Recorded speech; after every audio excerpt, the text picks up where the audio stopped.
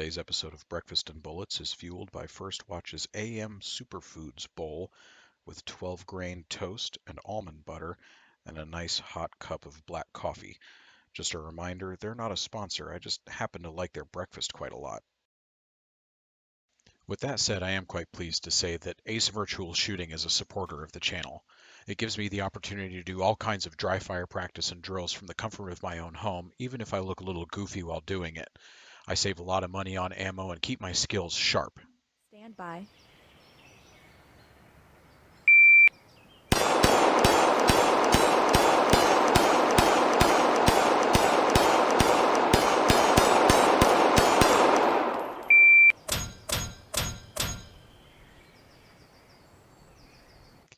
If you'd like to add ACE to your own training regimen, which I highly recommend, you can use my link in the description to let them know I sent you. If you already own a VR headset, you can get started with ACE for as little as $220, which you will quickly make up for in saved ammo costs and range fees. And now, on to the video. It was recently requested of me to show how I do my 1911 action jobs. So I picked this up. It's a Turkish-made 1911 from Alfarm's Savunma Sanayi, whatever. Some Turkish company. It was imported by Centurion. This was under 400 bucks. It was the cheapest, nastiest 1911 I could get my hands on. We're going to do a cursory inspection just to see how bad it is. Not smooth at all. I mean, it looks smooth, like the barrel looks smooth, but it is definitely not smooth. It appears this was test fired. There's some carbon residue in the bore. I can see some machining marks there on the inside of the slide. They did have to fit the lug on the bushing, so that was oversized as they built it. Very tight, gritty fit.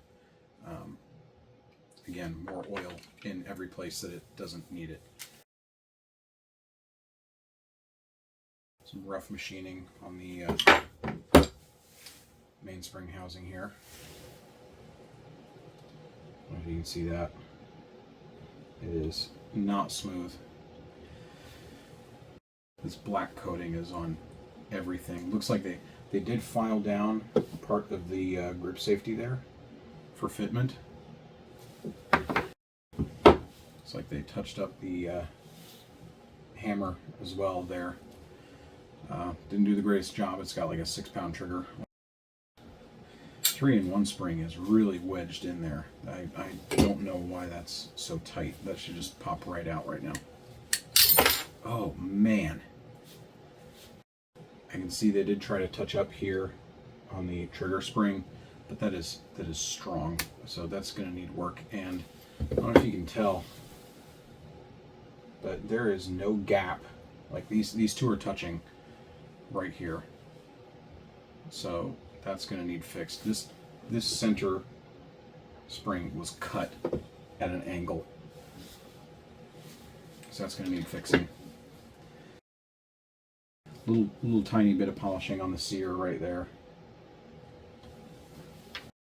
The trigger is jammed in there. Looks like there's a little bit of wear from the magazine being inserted. So I guess they did the barest amount of fitment, but I mean this trigger bow that should completely drop in freely, and this slides hard against the walls. That is fitted very poorly. This is some kind of like black paint. I don't know if you can see it down in there where the paint did not get. That is really shoddy. They didn't polish the feed ramp, so there's that. And when the barrel is mated up,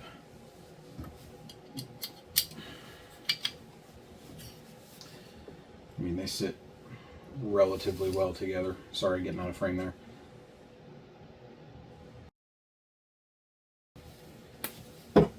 Firing pin spring is on there super tight, scratching up the paint, just trying to remove it.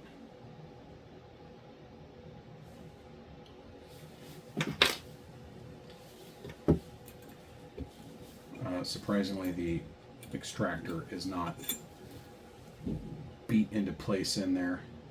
That came out pretty smoothly. Everything is just covered in this oil.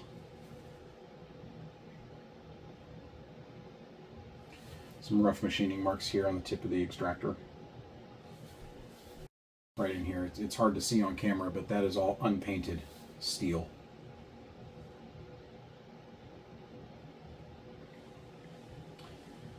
Yeah, it's like the paint just stops at this first locking lug and some overspray down here, but that's about it. And then they sprayed in the end.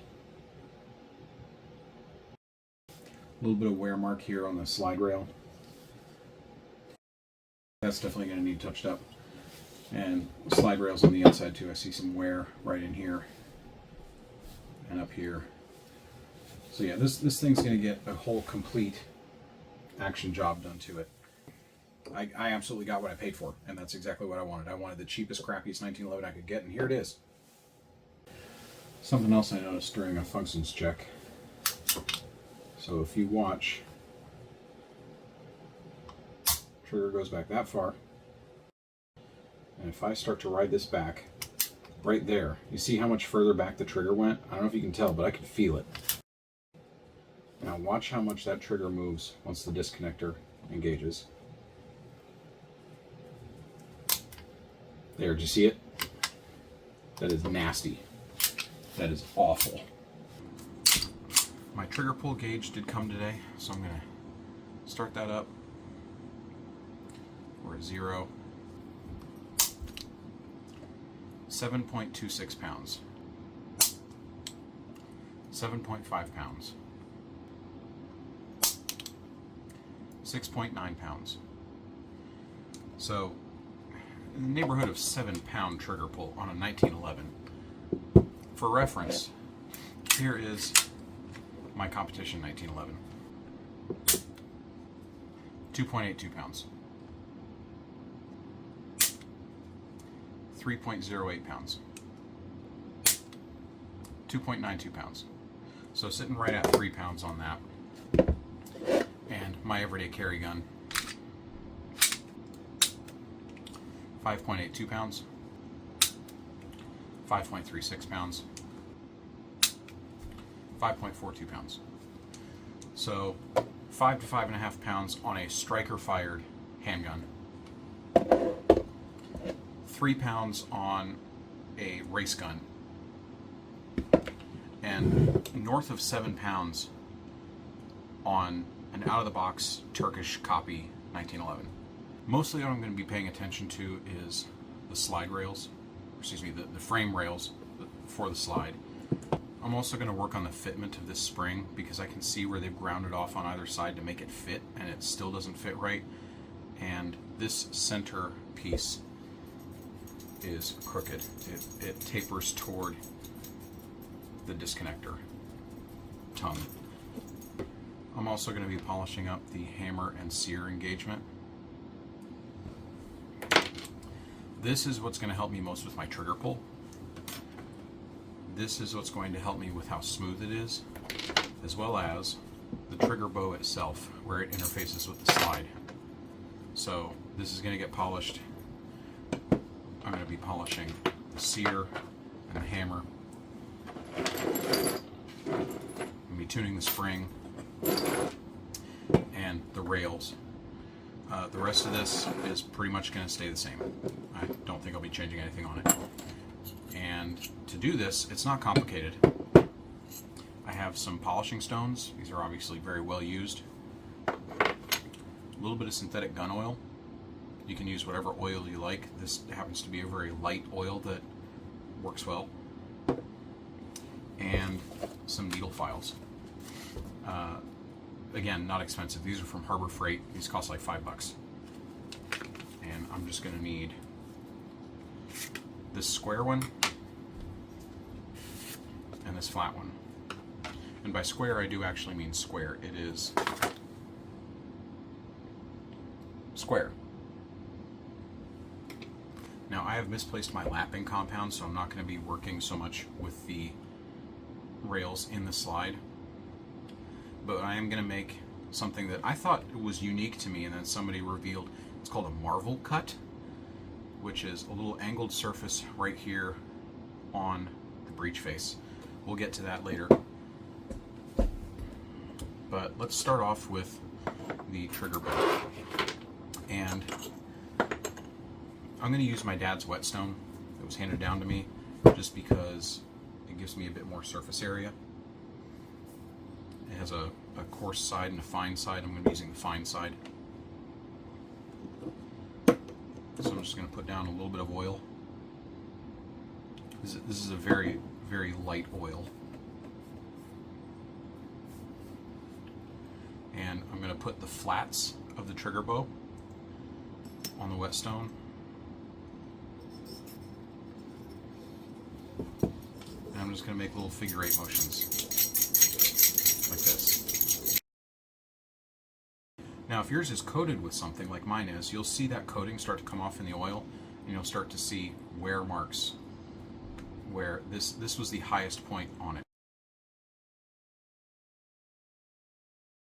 I'm getting some grit on the surface of the whetstone, so I'm wiping that off. I'm going to add more oil. And most of that is the gunk coming from this paint or enamel coating, whatever it is. I'm going to call this side good for now because I've made a lot of progress, and this is obviously so much deeper than the rest. I don't want to remove a whole lot of material just to get off all the black paint if that's not interfering. So I'm going to move to the other side.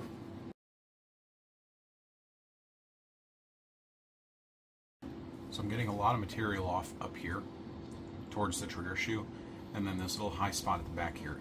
It's really hard to tell on camera, but there is a spot back here that has been practically ground flat, which means it was not flat to begin with. The rest just looks like scoring marks. That section is actually flattened. Might be easier for you to see now. This back section is now completely flat, which means it was protruding quite a lot. Okay, I'm going to go ahead and call that good for now. I'm going to move on now to the frame rails. I have this long square stone that I like to use. Put a little oil on that. And I'm just going to place it right on the frame rail here and move back and forth, trying to keep it as flat as possible. You can already see we're taking off some material here and here.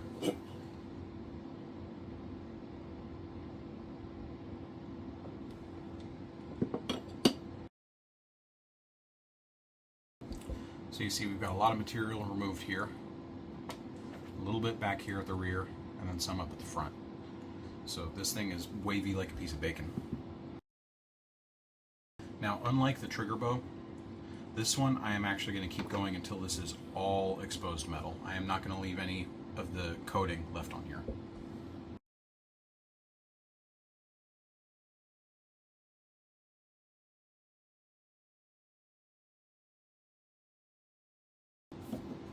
Okay, so that entire frame rail is down to bare metal.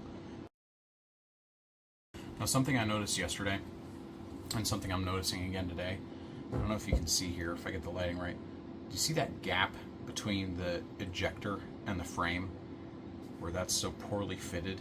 That's going to have to be addressed. So basically what I'm going to do is, I'm going to do this off camera, but I'm going to put this in my vise, and I'm going to give this a little tappy tap tap, just to make sure that it's fully seated. But for now, I'm going to go ahead and do the other rail. Same process as before. Alright, so that's the other side done. Now, I haven't been too careful. I've been kind of nicking the frame down here. You can put a little piece of masking tape there to cover that. Just take the grips off, put some masking tape on, that'll help. Let's take a look. When we first looked at this, the trigger bow would not drop freely through the frame. That is smooth as glass. Let's move on to this 3-in-1 spring, because I'm looking at it here and it is so terribly bowed. So all I'm going to do, because this, I can see the grip safety spring is splayed outward this direction. So So I'm just going to take it and tweak it in a little bit. And that's all that took. That's now more or less straight.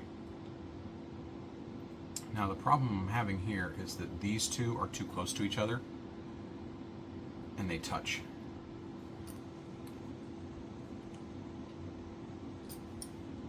That's helping a little bit, but not enough. So now what I'm going to do, my flat file here, and I'm just going to use it as a separator to try and spread those a little bit. I'm going to take my square file and I'm going to take off just a little bit of material on the offending side. I don't know if you'll be able to see this, but I'm working on the middle spring now. And if you can see, there's that little black bit in the center there with exposed metal on either side. So I took a closer look and it looks like this was stamped out and it left some ragged edges at the top, so I'm just smoothing those out so this is actually square. So I've squared off the center leg of this spring and I've increased the clearance between these two legs a little bit. And now to lighten the trigger a little bit, I'm actually going to bend back this leg of the spring. So it's almost straight now.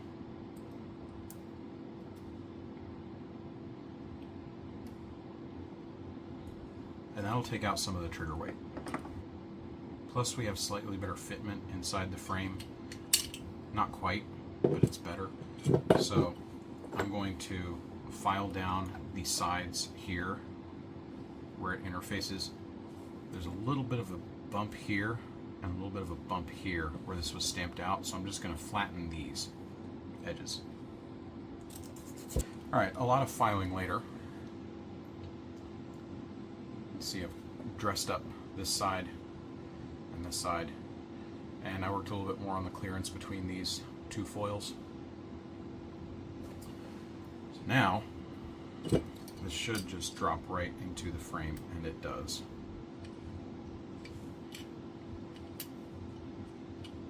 With a little bit of wiggle room even. But that can't stay in yet. Need to do the sear. Now this is one, be very, very careful when you're doing this. Pay very close attention to the angle that is already on the nose of the sear. That angle right there. And little by little, with a dry stone,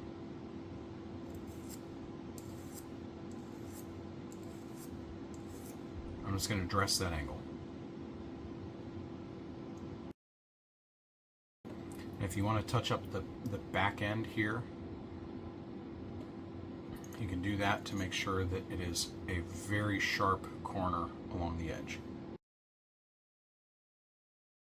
That's about all it took, just a minute or two of polishing, just to make sure that's nice and clean. I'm going to do the same thing here. There's a little ledge on the hammer here. Now this one's your half cock. I'm going to leave that alone. But there's an edge here, and that little inset is going to be helpful for us because I'm going to take a square stone, something with a nice sharp right angle on it. I'm going to set it in that edge. I'm just going to take light, small strokes back and forth, polishing that corner.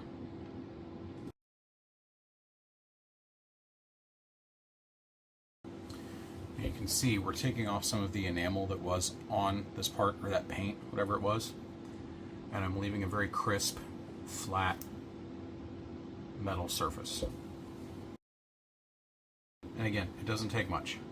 So now I've got the sear and the hammer polished.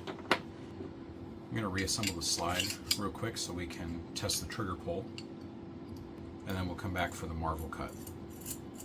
So we're at 0. 6.46 pounds. Not a lot of change there. 7.26 pounds. Still pretty heavy. 6.38 pounds. So that tells me that I can adjust my trigger spring even more. You can see I'm still getting very good engagement back here. Or maybe you can't. You know, it's on camera. But what I'm going to do, I'm going to bend the middle section back just a little bit. Okay, so now it is just to the rear of the the left side of the spring. 4.32 pounds. 4 pounds even. 3.96 pounds. So I've taken off a full 3 pounds from this trigger. Oh yeah, much better. The reset is now smooth. And if I do this slowly, yeah, I've taken out that backlash issue that we were having where the trigger would set further back once the slide started moving. So I fixed the trigger inset. I have taken 3 pounds off of the trigger weight. Let's move on to the marble cut, and I'll explain why. Now the marble cut is absolutely not necessary, but I like doing it because if you look, this one's not so bad actually, but if you look down inside where the disconnector sits, if I can get that in frame and lit. There you go. Where the disconnector sits, right there. As the slide comes forward, it almost wants to hang up on that. Now this one doesn't hardly do it at all. I've had some that feel like they just come to a complete stop right there and then have to force forward. This one's not so bad, but I'm still going to do a marble cut on it. I'm going to look at where on that little breech block that sits, and it is right in the center of that rib. It is right in the center of this. Now this square file happens to be almost exactly the width of the disconnector. The disconnector is actually a little bit wider, but that's fine because we're going to have some kerf. And kerf is the area you lose on either side of your cutting implement. So if you have a 1-foot board and you cut it in half with a chop saw, you do not now have 2 6-inch boards. You have 2 boards that are 5 inches and 15/16 because the blade has a certain thickness to it and it's removing that material. So we're going to have kerf on either side of this file just from it wobbling a little bit. So I'm just going to come in at, call it a 20-degree angle or so. I'm just going to cut a little ramp in the center of the breech block. And this is very slow to start. Once you get going and make a little indentation, you can pick up the speed a little bit. But to start off with, you want to be very careful and very slow. And you see I'm already making a little indentation there.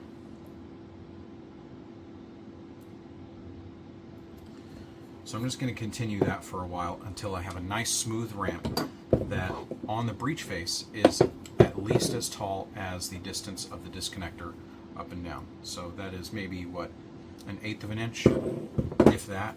So I'm going to make sure that this cut goes about 1/8 of an inch up on the breech face.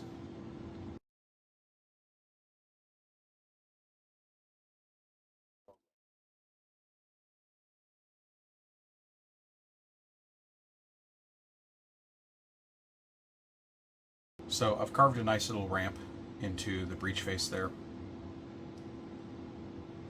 And you see it comes up a little bit into this flat here. When I install this, if I watch as it comes forward, it doesn't hang up on the disconnector at all. It slides right over it. Now, a smart person would clean these metal chips out of their slide. However, since I did not use any lapping compound, I'm actually going to put some of these chips back and make my own lapping compound. Because what lapping compound is an abrasive paste that helps wear down the metal. So I'm going to take some of this steel filings that I just generated by doing the marble cut. I'm going to put them into the slide rails with just a tiny little dab of oil on either side. And I'm going to put that should feel noticeably gritty, and this does, which is exactly the point. So now I'm just going to sit here and play with this until it is smooth and no longer gritty, because that is doing the job of the lapping compound. A little bit of a trick, a little bit of a hack. Not advised, but it works. All right. So as you can see, this is now pretty well smooth. There's a little bit of hang up right there, and I can't tell what's causing it. Oh, no, I know exactly what it is. It's the back end. It's the firing pin retaining plate hitting the disconnector. So that is completely irrelevant. And all the rest of this is now nice and smooth. So I will now clean out all of the chips that I intentionally put in there to act as a lapping compound. Now off camera, I gave the disconnector a little, or excuse me, the ejector a little tappy tap tap, and it marred up the surface a little bit. I was using a brass hammer. I probably should have used the polyurethane end, but there is now no gap between the frame and the ejector. So I'm just going to dress the top of that with a polishing stone and get some of that marring out of there. Now the last thing I'm going to do is something that I probably should have done earlier, but we're going to go ahead and take care of it last. Change the angle a little bit here. I have mounted the frame. I took the grip plates off. I've mounted the frame into my vise. I have some soft jaws on here so I don't mar the metal. But I'm going to take my polishing stone and I'm going to do what's called decking the frame. So I'm going to go back and forth on this top section. And you can see already I'm taking off some of that material. So things are looking pretty even. I'm not going to worry about going too far on this. And when I install the slide, it's pretty smooth. Okay. Even smoother if I hold down the hammer so that it's not engaging with it, or if you do this without the hammer at all. That's pretty smooth. It could be a lot smoother if I did this properly with lapping compound and without some of the parts installed already, but that's not an option I have right now. As a last step, a very, very last step, just because I can, I'm going to go ahead and tune the trigger spring just a little bit more. I want to try to get this trigger pull under 3 pounds. A little stiff. I would lighten this recoil spring and I would lighten the mainspring, but it is smooth. 3.66 pounds. 3.76 pounds.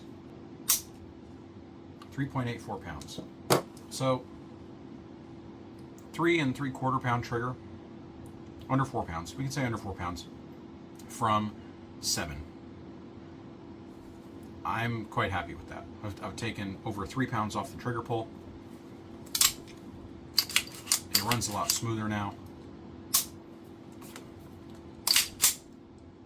The reset is crisp and shorter. Very smooth. This is evidence of how an action job will smooth up basically all of a 1911.